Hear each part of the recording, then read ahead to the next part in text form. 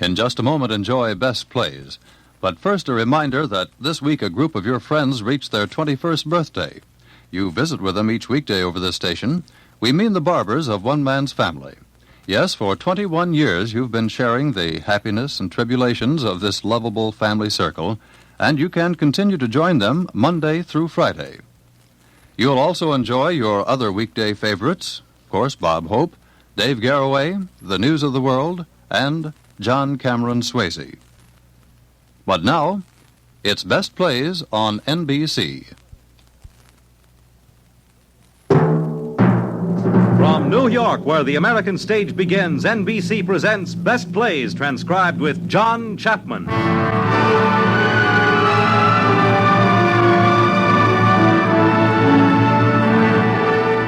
Best Plays, a series of hour-length dramas selected from the outstanding successes of the New York stage. Now, John Chapman, drama critic of the New York Daily News, is here to introduce Judith Evelyn and Paul McGrath in Susan and God by Rachel Crothers.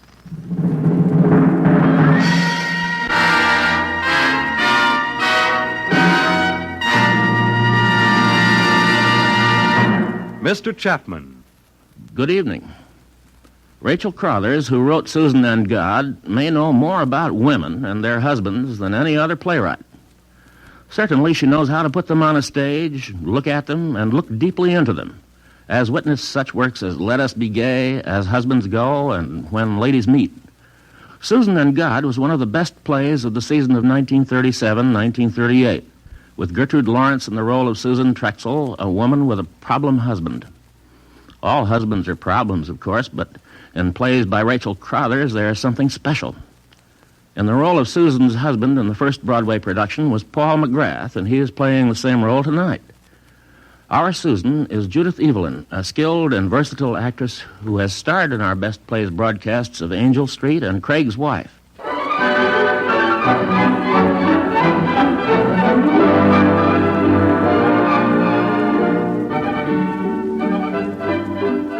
The time of our play is the present. In her stage directions, Miss Crothers identifies the scene as simply a house in the country. But her characters definitely belong to the horsey set of the country around New York. The house belongs to Irene Burroughs, a young matron separated from her husband, and with Irene at the moment is Mike O'Hara, the man she plans to marry when her divorce is final. Now, remember what I told you, Mike. When Susan gets here, be careful. Careful?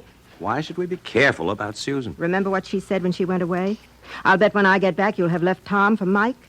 That's what she said. It's uncanny how that woman reads people's minds. Susan's sixth sense is nothing but an inordinate interest in other people's divorces, because she refuses to face the fact that she ought to have divorced Barrie Trexel ages ago. No, they do have a child, you know. Blossom? She'd be better off if they did get a divorce. What do? Close the house, shunt her off to boarding school in the winter, and then to camp in the summer? And Mummy gallivants around the Riviera, and Daddy stays good and drunk in New York. I don't think we should pass moral judgments on Susan and Barrie. You're right, of course. But I consider myself much more married to you right now than I ever did to Fred or Tom. And I refuse to give Susan the satisfaction of... Why don't you beat her to the draw and say the moment she comes in, you win, Susan? Then what can she say? No, Mike. I'll tell Susan when I'm ready to. But I don't see why... Shh, hush up. I see our house guest coming up from the tennis court. Clyde looks unhappy about something. Oh, dear, I did so hope that he and Charlotte might hit it off. Irene. Hi, Mike. How'd the game go, Charlotte? Oh, terrible. Leonora and Clyde beat the pants off of Stubby and me. Don't tell me you let that ham actor beat you, Stubby. Well, I can't play tennis with a show-off like that. Why have you got him here, Irene? That's not a polite thing to say to a hostess, darling. I don't know why Stubby persists in hating the poor old theater when I gave it all up just to marry him. You don't seem to have given up theater people. That's not true, Stubbs. I was the only theater people in Leonora's life, and she definitely gave me up when she married you. You see, darling? Now apologize to Clyde. Sorry, I guess I was just off my game today. Well, Irene, what about the fabulous Susan? Where is she? Yes, don't tell us the lady isn't coming after all. I don't know where she is. She's changed her mind 3 times now. First, she was going to stop at the school and pick up Blossom. And then she was Blossom? Susan's daughter. Poor kid. She's at the terribly unattractive age. Susan is going to die when she sees her. Oh, by the way, Barrie may show up. If any of you answers the phone, don't tell him Susan is coming here. This is getting more and more mysterious. I'm sorry, Leonora. We're discussing intimate friends that you've never met. But I'm ever so intrigued. Stubby's talked so much about them. Susan especially. Well, what's the matter with them? Nothing.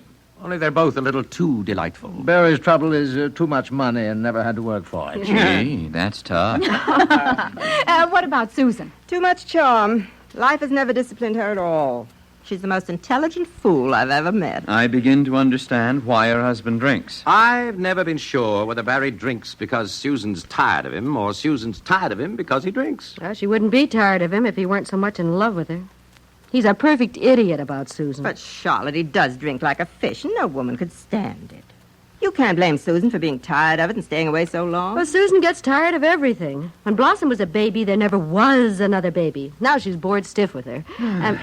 And poor Clyde must be bored to tears with all this talk of somebody he doesn't know. Oh. Come on, Clyde, I'll show you the pool. You look as if you're dying for a Thank cold you. Yes, you do.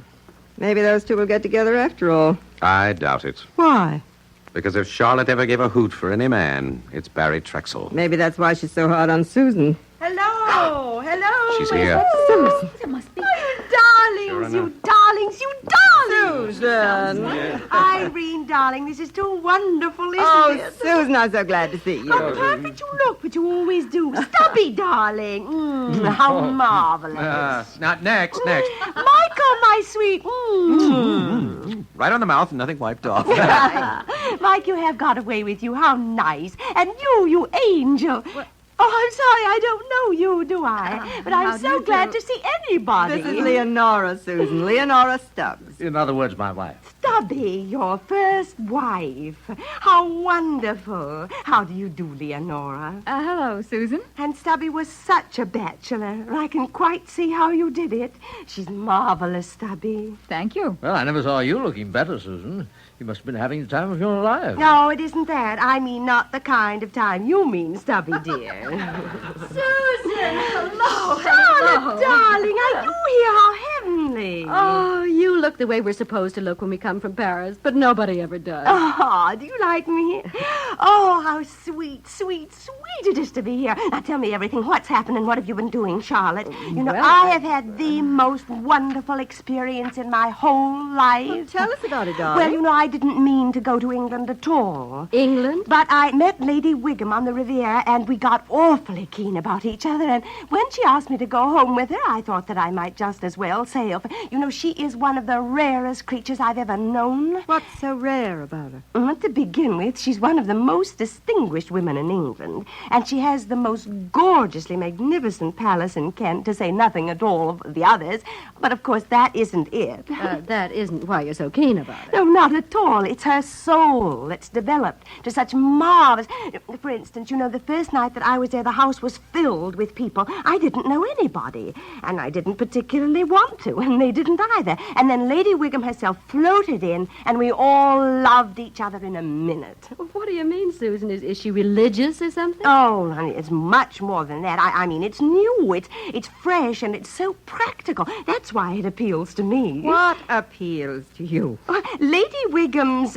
Well, it isn't hers, of course. It's anybody. It's everybody's. But she began the movement. What, movement? Oh, if there's one thing I thought you'd never be guilty of, Susan, it's joining a movement. But that's why it's so wonderful. You will see, I can't even talk about it yet. But you can ask me questions because I want to give. I want to give all I can to all of you.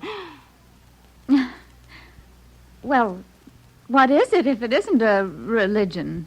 Well, it is in a way, but you can just keep right on being what you are. It's just love, love, love for other people, not yourself. Oh, the good old golden rule. What is the golden rule exactly, Mike? Didn't you ever go to Sunday school? No, I was such a sensitive child, they didn't make me. But that's why this is so wonderful. There isn't anything difficult about it. That's why so many intelligent and thinking people are interested in it. Who's that young man standing in the doorway? Oh, Clyde, come on in. Susan, this is Clyde Rochester, Mrs. Trexel. Oh, how do you do, Clyde? You know, we all called each other by our first names at Lady Wigham's. Lord Ramsdale's chauffeur called him Tom. It was too sweet. Well, then, how do you do, Susan? You don't remember me, but I had the pleasure of meeting you when I was playing at Newport 2 seasons ago. Of course. course. I remember you perfectly. You say you're an actor. Right. Well, there was an actor at Lady Wigham's, too. You know, literally anybody. And the Duchess of Keating said this is a great experience, coming into spiritual contact with people we never knew existed. Well, as long as she kept it spiritual. That's the whole point, you know. You open your heart, your soul, rather, to people. And, for instance, I had the most thrilling and inspiring talks with one of Lady Wigham's gardeners. You know, he told me one morning in one of the marvelous tulip beds that he used to hate his wife, so he got all ready to kill her one night with the gun actually in his hand. Don't tell me he didn't do it. No, the gun didn't go off somehow. But he knew afterwards, after Lady Wigham had brought him into the movement, he knew it was the hand of God that stopped him. And now he actually likes his wife very much indeed. I know. You can't believe it because I'm saying it. But you'll see how changed I am. Now, tell me about yourselves. Do you have your divorce yet, Irene? Next month. Oh, that'll be awfully nice for you, Mike.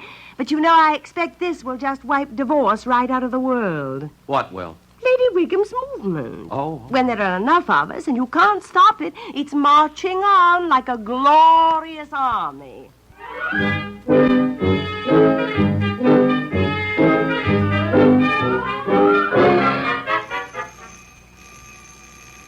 Daddy? Yes, dear? Why is Mummy staying here at Aunt Irene's? Why doesn't she stay at our house? I told you, Blossom, our house is closed. Yes. Oh, I beg your pardon. Is Mrs. Burroughs about? She went up to change for dinner. They all did, in fact. I see. Can you tell me if Mrs. Trexel has arrived? Well, I'm sorry. I'm a stranger here myself. Oh, one of those. I'm Barrie Trexel. My wife is expected. Oh, really? This is my daughter, Blossom. Oh, how do you do? How do you do? My name is Clyde Rochester, Mr. Trexel. Well, won't you step inside? Thanks. Clyde Rochester. I knew I'd seen you before. You've given me many a good laugh in the theater. Well, thank you for those very kind words. Now, can I give you a little something? Whiskey or, No, thanks very much. You'd rather have information than a drink. Well, it's about 50-50. Well, I'll see if I can dig up somebody who does know something, huh? Make yourselves comfortable. Thank you. Daddy? Yes? Of course Mother's here. Isn't she? I should say it's highly probable. Aren't you sure?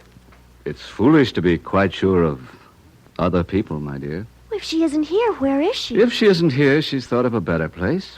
Maybe she did go on to school for me after all. Maybe I oughtn't to have come away. Well, I thought that was what you wanted to do. Yes.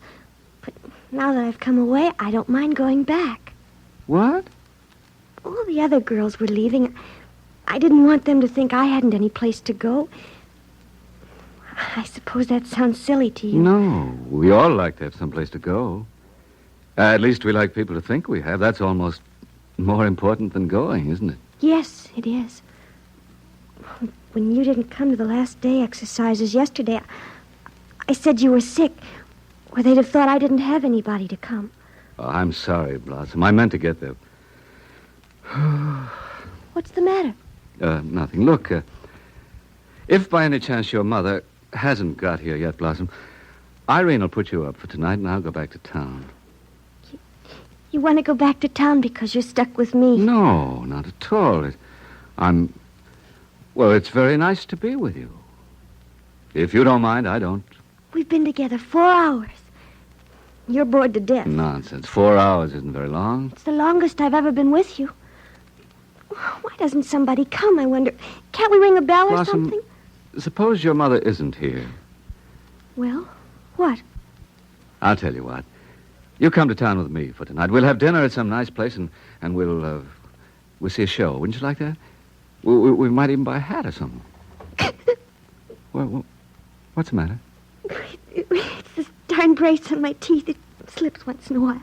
Oh, are braces a feature in that school? Do they all wear them? Oh, Dad, you fool. Oh, I should have stayed there. Well, why, Blossom? After all, why should you?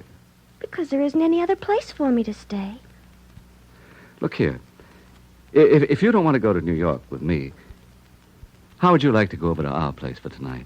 You said the house is closed. Well, the gardener and his wife are there. They might invite us in. They seem like kind people. Oh, Could we? Could we do that? I don't know why not. Oh, that'd be wonderful. I'd rather be there than any place in the world. Wouldn't you, Dad? Just about. Oh, if we could be there together till it's time to go to camp, I wouldn't mind the camp so much. Blossom, I thought you liked it at camp. Why did you think that? Oh, I don't know. It's a nice, healthy place. If I get any more healthy, I'll die. Oh, Dad, would you mind asking Mother to let me? Now, she'd be more likely to do it if you asked her. No, she wouldn't. She'd say it's only such a little while, it wouldn't be worth opening the house. I'm sorry, Blossom, but I'm not much good at telling her what I want. Why can't we all be together once in a while? Why can't we be some sort of a family like other people? Why can't we? Why can't we? I don't know. I didn't know you felt this way. I expect it's all my fault. You're all right. I mean, now you are. Why can't you be this way all the time? Seems simple enough, doesn't it? But somehow what we mean to be and what we are quite different. I beg pardon, sir. Oh, yes. Mrs. Burroughs says she is extremely sorry not to see you, but she's in the bath. Well, say I'm extremely sorry not to see her. Yes, sir. And Mrs. Trexel, is she also in the bath? Madam says Mrs. Trexel is expected tomorrow. I see. Oh, then she did go to school. I don't think so, Blossom. Maybe she had an accident or something. Well, if she had, it's a nice accident. Give my regards to Mrs. Burroughs and say I'll try again tomorrow. Yes, sir. But, Dad, aren't you sort of worried? She might be lying in a ditch somewhere. Well, if your mother is lying in a ditch, you may be sure she picked it out, and it's a perfectly good ditch.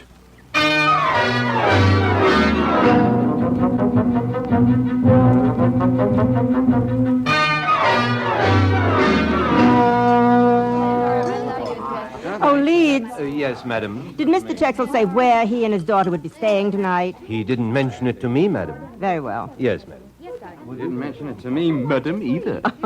You were a darling to answer the door, Clyde. You understand how difficult it would be for one of us to lie to him. It wasn't easy for me. I felt very sorry for him. I'm worried about his being out with that child. Are you sure he was perfectly sober? Absolutely. There'll be a large-sized row when he finds out what you did to him, Irene. But he won't find out, Mike, not if you all keep still. Yeah, I feel guilty as the dickens about the whole thing. My conscience is perfectly clear. By putting off Barrie, we're having a peaceful evening. Stubby doesn't think it's so peaceful. Susan has him cornered on the terrace. She told him if he isn't God-conscious, he's no better than an animal. Well, I'm sure I did the right thing. If Barrie were here, Susan couldn't be saving us all. Coming outside, Mike? Yep, sure. Susan hasn't tackled me yet.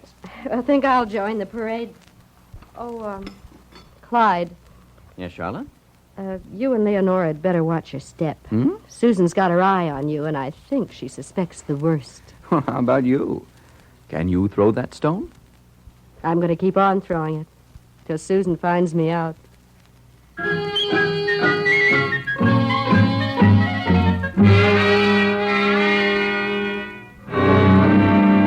Hello? Anybody home? Susan. Where's Susan? Barrie. Oh, for heaven's sake, stop bellowing at the top of your lungs. Charlotte, good old Charlotte. Oh, why did you have to come back here Got tonight? to see Susan. I brought these flowers. Peonies, she likes. She's here, isn't she, Charlotte? They lied to me, but you wouldn't lie to me, would you, Charlotte?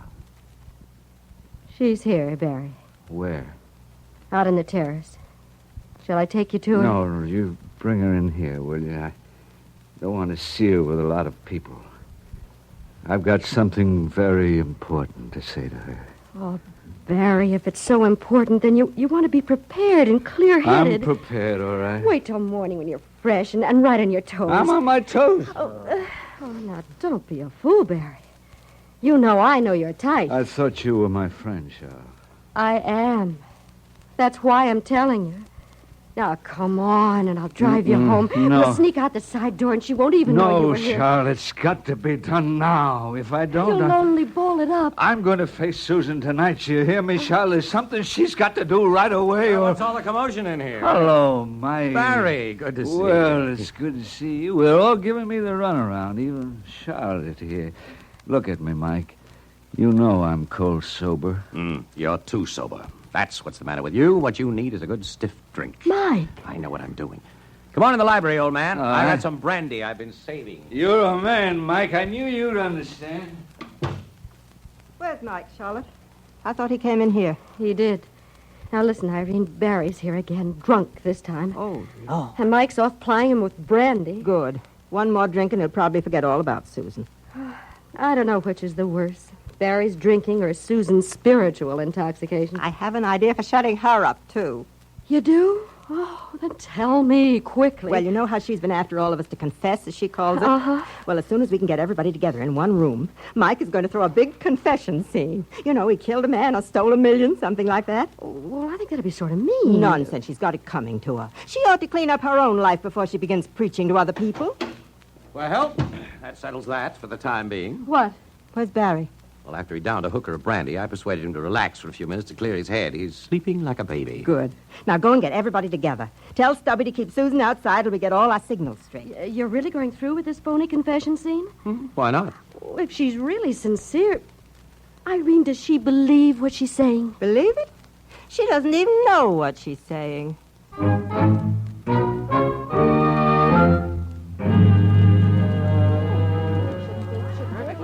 Now then, does everybody understand what we're trying to do? Yes. Mike is going to spring the confession, but what do? We all have to act. Well, I can't act unless I rehearse. How about me writing a few lines? No. Just make it up as you go. And when I begin, try to stop me so I'll have something to act up to, see? Well, what do I say? You say, no, Mike, don't do it. I can't bear it. No, Mike. You better give her a cue, Mike. All right, when I say... Are in here? Oh, they're in here, Stubby.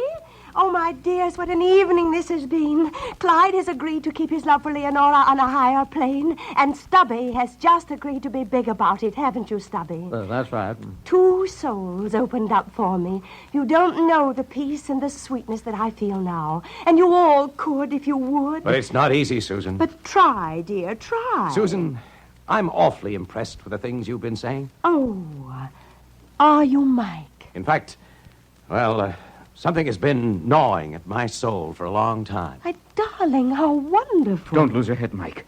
You may regret what you're saying all your life. Oh, but Clyde, please, go on, Mike. Why should you drag out something from the past that's gone? Because if I had the courage... Don't be a fool, Mike. No, Mike. I can't bear it. These people can never forgive me. They won't understand, Susan. That doesn't matter. I will. Go on, dear. I don't think I can. Oh, you must, Mike, you must. Don't kill this impulse. Let it come. You'll be sorry if you don't. I've done a horrible thing. Then ask God to help you, no matter what we are or what we do. If we're sorry really and honestly want his help, we can be made over. If you believe what you just said, Susan, I believe it too. Barrie! Do you mean he can do something about me if I ask him?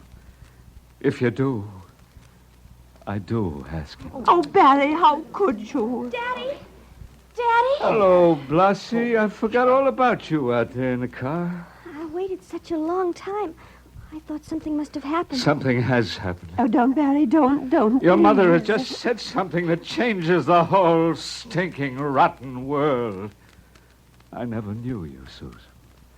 You look like a shining angel. You've got stardust in your hair. I worship at your shrine. Barrie. Oh, my poor, poor darling.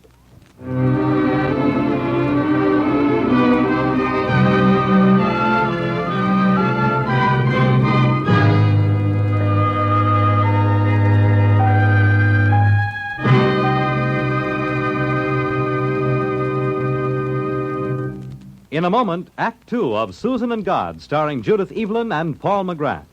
This is NBC, the national broadcasting company.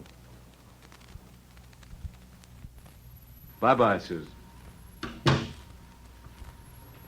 Mother, Yes, dear? are you just doing this to be nice to Dad and me? I can go back to camp if it's going to be hard for you. Well, what makes you say that? Because of last night. You see, I was with Dad all day, and he couldn't have been nicer.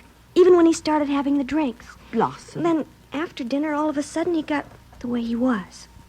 And I've always tried to keep this away from you, Blossom. Isn't there anything that can be done? Oh, don't you suppose I've done everything on earth I could? It's broken my heart. But I don't want it to break yours. Now you must stop thinking about it and be happy because, you see, my dear, you have to make yourself happy. You can't expect anybody else to do it. You'll just have to learn not to expect anything of anybody but just what they are.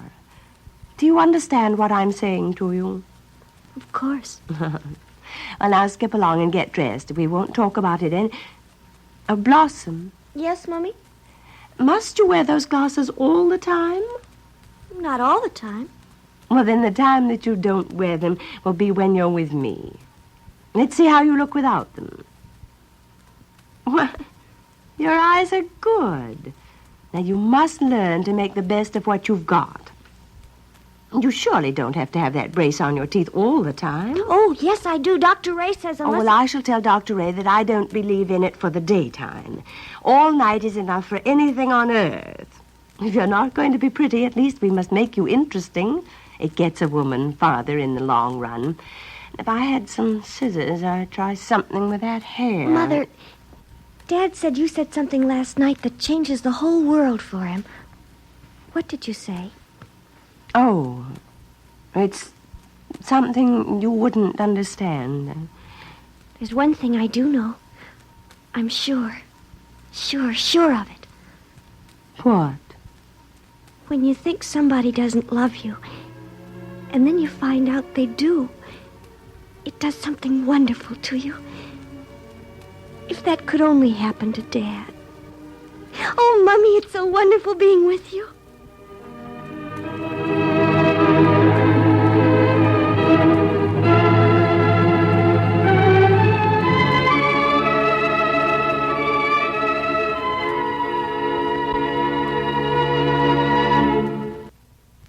I tell you, Charlotte, fond as I am of Susan, I don't know whether I could have stood her in the house another single day. Oh, you shouldn't let her get under your skin, Irene. I'm not the only one.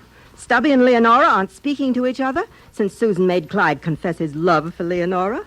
Clyde is going around in a miserable ecstasy of renunciation. And Mike and I have had the worst row we've ever had. Because of Susan. She's convinced him that I'm living a lie for his sake, and he shouldn't see me again till my divorce is final for my sake. She even had me on the verge of a confession last night. That you're crazy about Barrie? She's known that for years. Instead of feeling guilty about it, why don't you grab him? Simple. He still loves her. Why? I can't for the life of me see... You better shut up. Here comes Blossom Girl. Hello, Aunt Irene. Hello, Charlotte. Oh, hi. Has Father come back yet? Back from where? From our house. He went over to tell the caretaker we're coming home. You've seen your father this morning? Yes. He and I were in Mother's room, and she was making the loveliest plans. May I have a car, Aunt Irene? A car? I can drive, please. Just so I can go over and see if he's there. No, I won't let you. It isn't your business to do this, Blossom. I oughtn't to have let him go alone. Please let me, Aunt Irene. Hold on, darling. Mike has already gone, and here he is back again. Then you do think there's something wrong? I didn't say any such thing. Mike, was he there? He was there early this morning. He had breakfast there. Then what did he do? He said he was coming back here, and of course he will. But he hasn't come. Oh, dear, here comes Mother. Please don't tell her where you've been. Where are you going? Down to the gate to look for him. Hello. Well, where's Blossom off to in such a hurry? Why, Susan, I think that she... Has Barrie come back yet? Is anything the matter? Of course not. Oh, there is. Tell me. Well, there can't be anything wrong yet, Susan. He hasn't had time. It's 11 o'clock in the morning. I know what you're thinking, and I don't want you to let him know that you've been thinking it. He needs faith all around him. He needs to know that we believe in him. If you believe in him like that, Susan, it'll help him more than anything in the world. I do believe in him. Of course I do. Daddy's coming up the drive, Mother. Now, look, all of you, will you let me see Barrie alone, please? Come along, Mike. You come with me, Blossom. He'll be all right, though. I'm sure he will. Oh.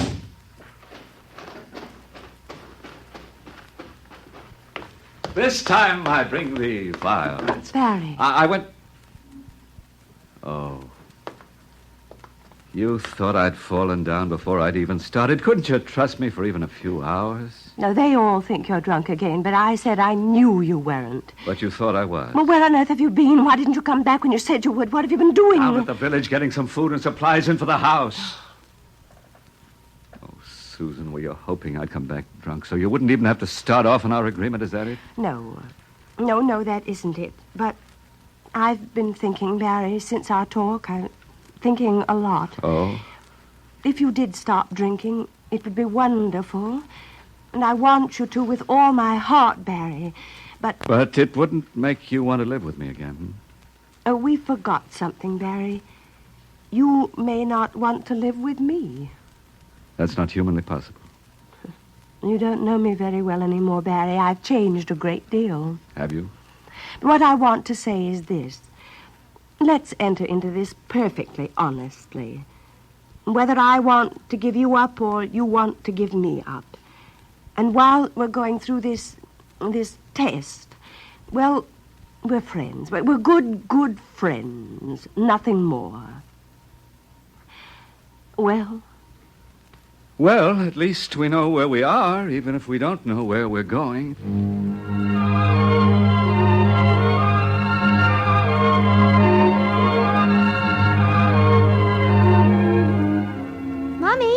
Mommy, where are you? In here, Blossom.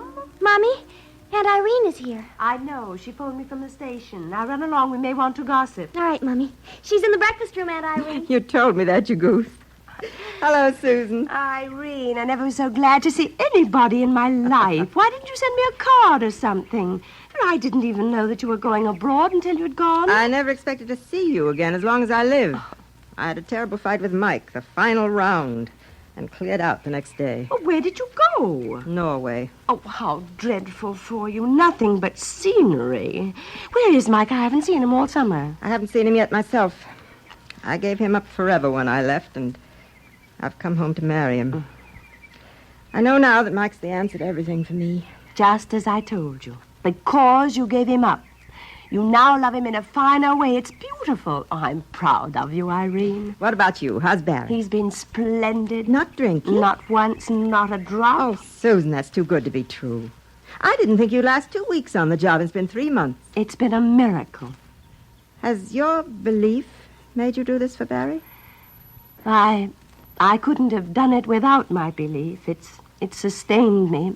But don't think it hasn't been a hard job, too. Of course it has. Both of them, Barrie and Blossom. You know, at first I thought I simply couldn't stand it, Irene. I know. But you know, there's something awfully queer about it. The more I do for them, the better I like them.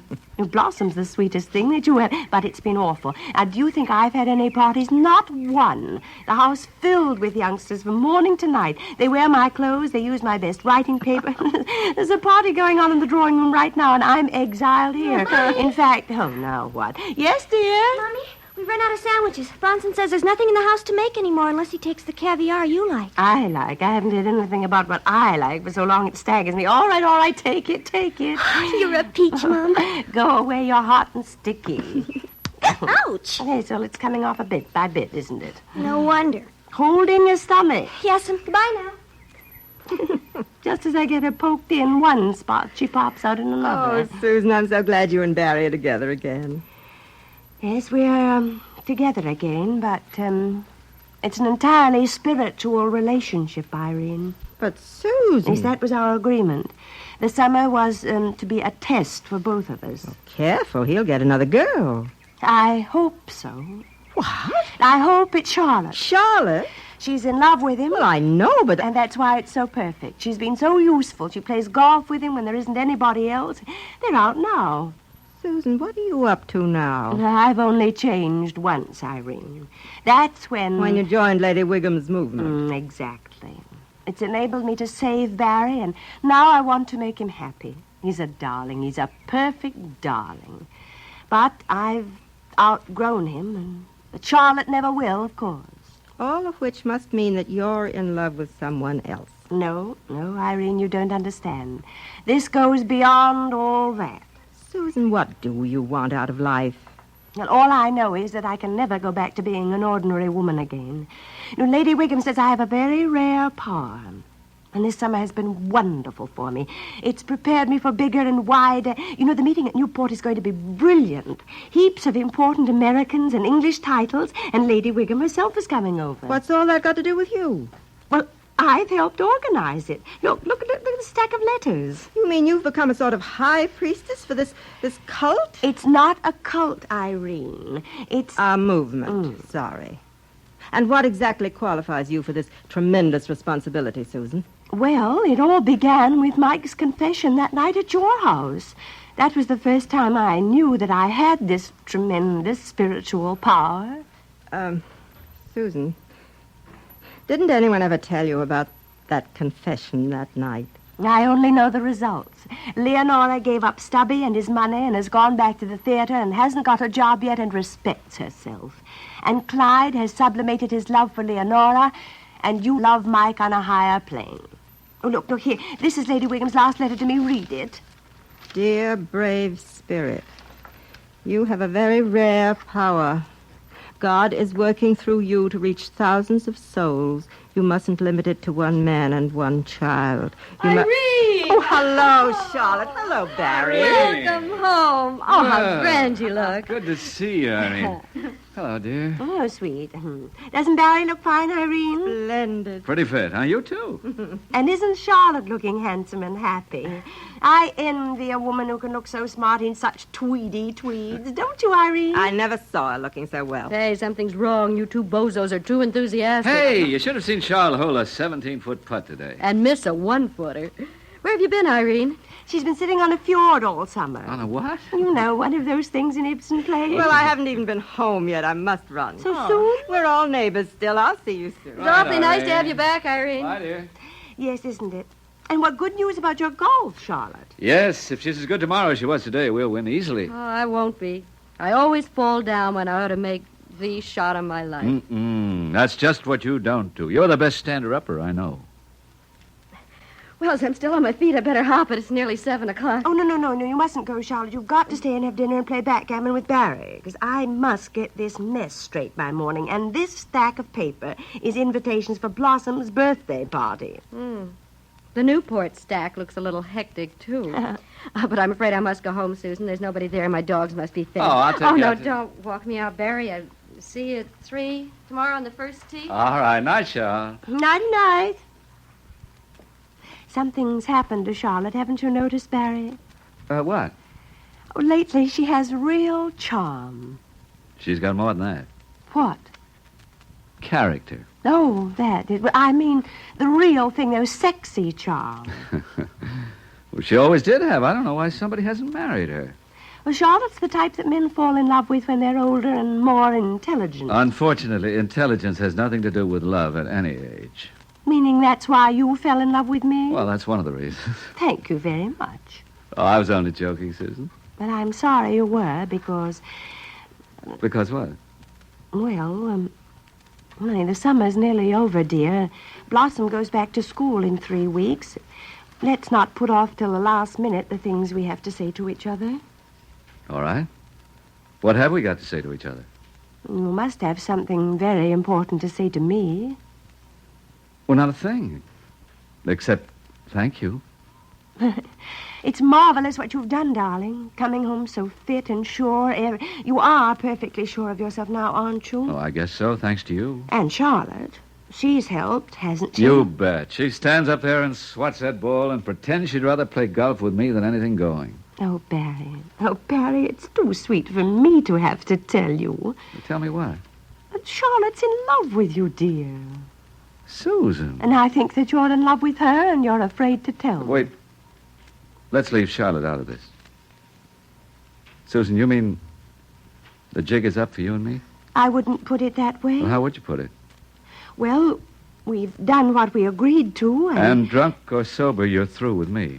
That sounds horrid. I love you in a new way, spiritually, and I want you to be happy. Thanks a lot. Oh, Tony, can't we be adult about this? Can't we tell each other the truth honestly, as we said we would? Well, sure we can. Have you any more truth to tell me? No, dear, but I wanted you to know that you're free to do what you want to do, and I'm free to do what will fill up my life. And what will fill up your life, Susan? My work? Oh, Barrie, I've reached a great understanding this summer. I'll go to Newport enriched because of it. Susan, how long will you be in Newport? A week. Oh, gee, that's an awful slice out of Blossom's 3 remaining weeks of vacation. Couldn't you cut it a day or so? Oh, certainly not. They need me all the time. So does Blossom. Don't you think it's more important to reach out to thousands of souls than it is to stay at home with one child? It might be. Yes, you bet it might, but I can't kid myself into thinking that you've got a great message to take to anybody, Susan, and I'm darn sure you can make Blossom terrifically happy, and I think that's your job. But I'll be back for her birthday party, Monday the 26th. Saturday's the 26th. Oh, no, it can't be. Well, look at the calendar. See for yourself. But I can't be here on Saturday. I just can't. Susan, there won't be any party for her without you. Why not? I've given up my entire summer. Saturday is my night. It's the night I lead the meeting. What are you going to do? Well, in my own humble little way, I'm going to tell the people there how I found God. You mean you're going to talk about yourself? Well, of course. I mean, that's its power, that telling the truth about ourselves. Exactly what are you going to tell? Well, I'm going to tell them what you've gone through and how gloriously it's turned out. Susan. All sorts of people will be there, important people, influential people, people who know us and who know all about us. If I tell them what's happened to you, they'll have to believe You it. can't do that, Susan. Why not? What's happened to me, to us, isn't anybody's business but our own. You're trying to stop my work, God's work. I don't think you know anything about God, Susan, and it's colossal nerve for you to stand up and talk to people who do. But how can you say that after what's happened to you? What exactly has happened? Oh, I've held on this summer because I was fool enough to think it would get you back. Well, that's a flop. We've cracked up, Susan, and this time it's for keeps.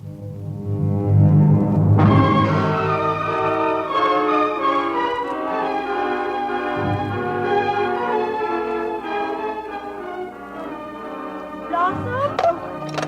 Yes, Mother? Who was that on the phone? Was it your father? No. Who was it? I called the same place again. Listen, I told you not to.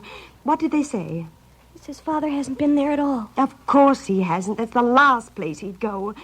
Do stop this telephoning and making people think things.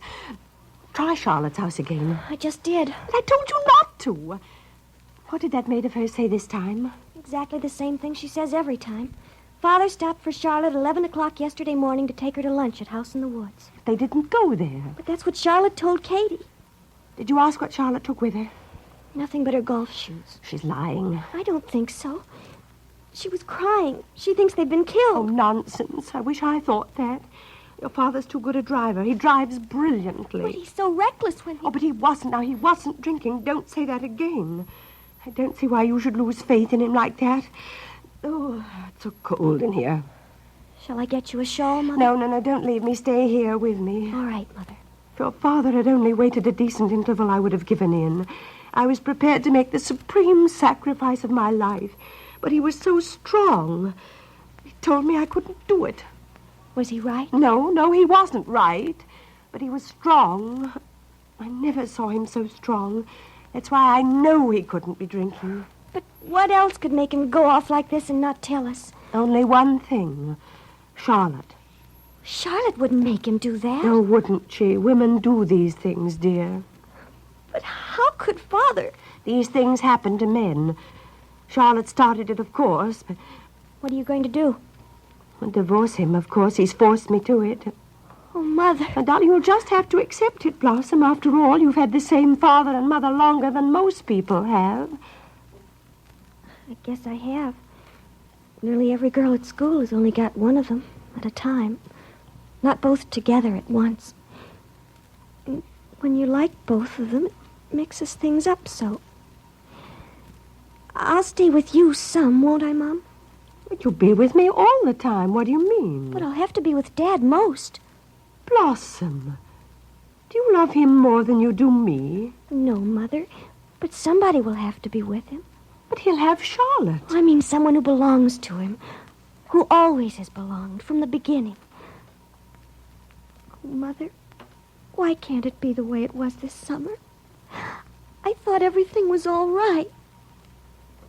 I liked this summer, too, dear. It's been sweet having you. Wasn't Dad sweet, too? Yes. No, but I've grown so, and your father isn't very intellectual. Neither are you, Mom. What? You don't need to be. You get everything you want anyway. That's not true. I give up all the time. I try to make things right for other people, and they go and change things. Now, look at this. I didn't plan this at all. There's a car. I'll bet it's Dad. Dad, we... Oh, it's only you, Aunt Irene. Well, don't look so crestfallen. Hello, Susan. Have you heard anything yet? No. Have you? Of course not. How could I? You seem terribly excited. Blossom, dear, run along like a good girl. All right, Mom. I'll be in my room if you want me. Well, what have you decided by this time? Is he drunk or has he eloped with Charlotte? Oh, it's Charlotte, of course. You're getting just what you deserve, Susan. What? A dose of your own medicine. Busting up other people's lives. Busting up? Oh, you of all people, Irene, after what I did for you and Mike. Do you know exactly what you did? Mike is going to marry somebody else. And I... Well, here am I. Irene. Oh, no, I'm sorry. If I hadn't been fool enough to go away. I was holding Mike in the only way he can be held. But, darling, I was a fool to let anything you said affect me. You don't know what's right for other people. Oh, Irene, believe me, I was trying to help you. Why haven't you helped yourself? I'm glad Barrie did wake up. Charlotte will make a darn good wife for him. But you know that you and Mike were wrong. You know it. If you'd only let us alone, we'd have worked it out our own way. If you just... Excuse me, the doorbell. Hello, Susan. Charlotte. Barrie's here, Susan. He's in the car. No, don't go running out. He wants to see you, but I asked if I could speak to you first. Come in.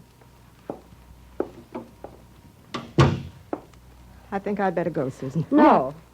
I'd like you to hear what I have to say, Irene, if Susan doesn't mind. Yeah, why not? Couldn't matter less what you have to say, Charlotte? Oh, yes, it could. If you knew the actual truth of why this happened, you'd be so ashamed. I do know. You began the whole thing right here in my house, right before Susan, why don't you let Charlotte say what she can What can she say? I know all about it. Do you deny that you're in love with Barrie, do you? No, I don't deny it. Do you deny that you began it, that you meant from the beginning to get him, do you? Yes, I deny that. It isn't true. But I'll tell you this, Susan. If you give him up now, I'll go after him. And I'll get him, if I can. Will you drive me home, Irene? Of course. Now you know how I feel, Susan. No. I know it's not the same thing, Irene. You weren't married to Mike, and you haven't got Blossom. You haven't had them both all summer. You haven't been here in this room alone, with them both adoring you and depending on you. You haven't felt strange, new, funny little minutes of peace that you never knew anything about before. That only comes after a long time of seeing it through. You didn't know that till you lost him. Till another woman got him away from you. No, I didn't. I didn't know anything. Life has come straight back to me. All the things I've been running away from are the only things I want now. Life's come back at me, all right. Susan, I wasn't being fair a while ago.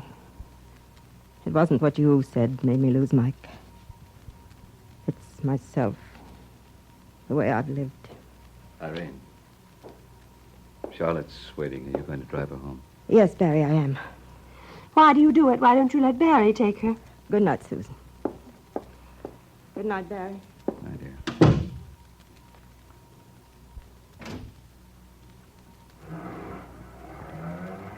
Well? You going to ask me in, Susan? It's your house, Barrie. You certainly come and go as you like. Not precisely, but let that pass.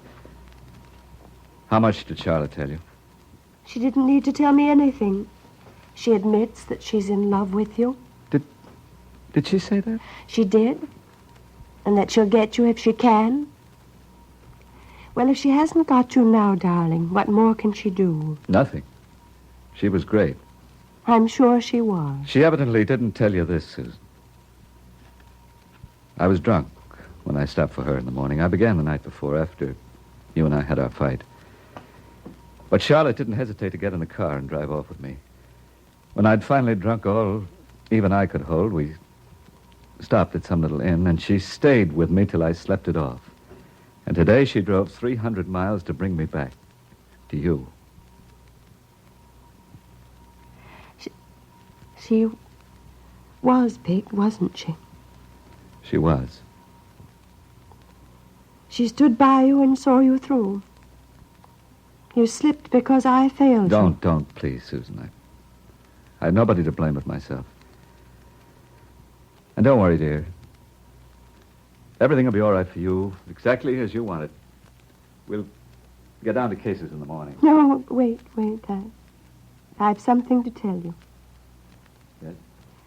You don't know how rotten I've been. This summer, at first, I hoped you would come home drunk.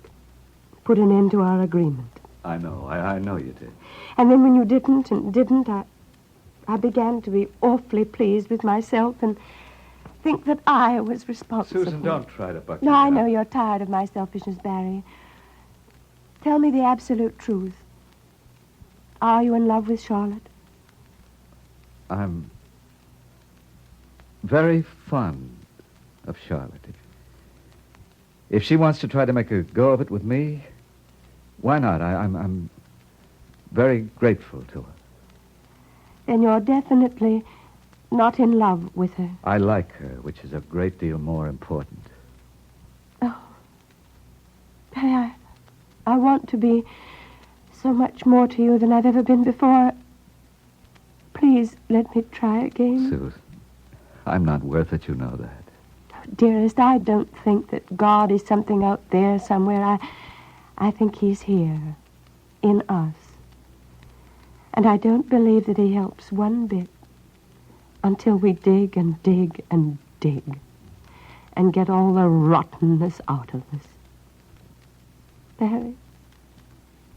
Barrie, darling, hold me.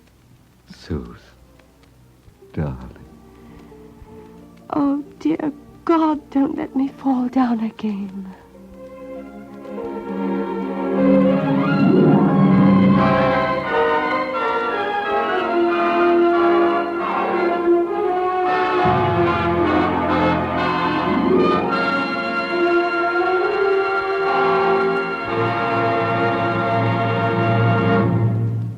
You have just heard the Best Plays production of Susan and God, starring Judith Evelyn and Paul McGrath.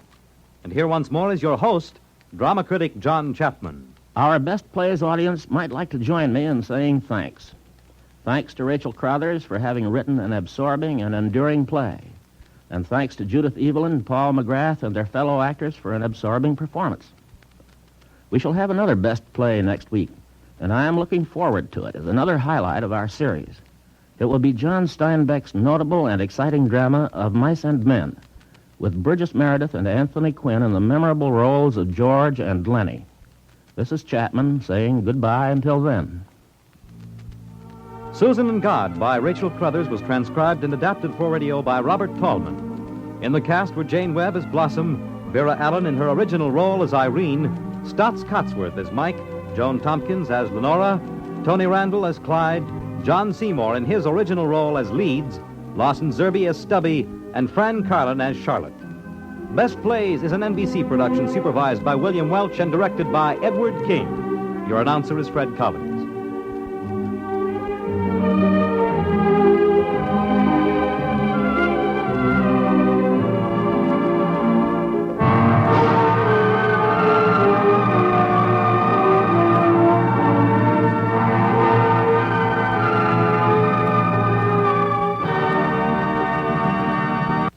Sundays, listen to Theater Guild on NBC.